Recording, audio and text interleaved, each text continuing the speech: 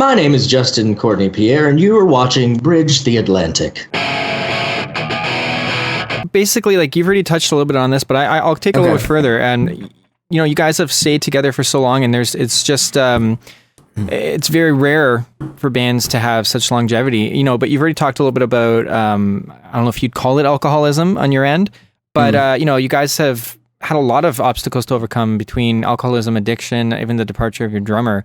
So I guess what I want to know now is, how do you get through hard times like that as a collective, as a band, and what insight can you maybe share to other bands that are going through similar experiences? Oh, man. Well, I mean, in terms of, I think it was, it's tough to talk about because I don't really know what it would be like for other people because I only know my experience, but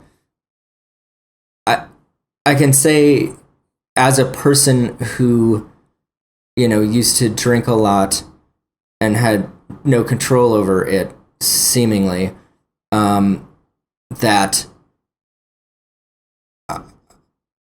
I don't know how it happened. I just knew at a certain point I was done. And I think I'd felt at a certain point I was done, but I couldn't stay done. And so the only person that can really and ultimately ever do anything about it is the person who has the problem. So you're faced with two options. One is getting rid of that person after, nothing seems to work, and they constantly, they have to find it on their own. And from what I'm told, there's only a few options available to people. Either, if they keep doing it, they'll either die, they'll end up in jail, or they'll end up in some sort of, institution. Or they get better. That's not good odds.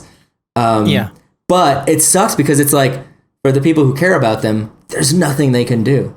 I mean, you can try everything, but it really comes down to that person. So you help them as much as you can without enabling the behavior.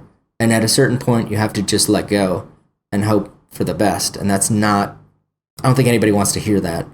But because of my situation, it's like if I was gone, the band didn't have a band,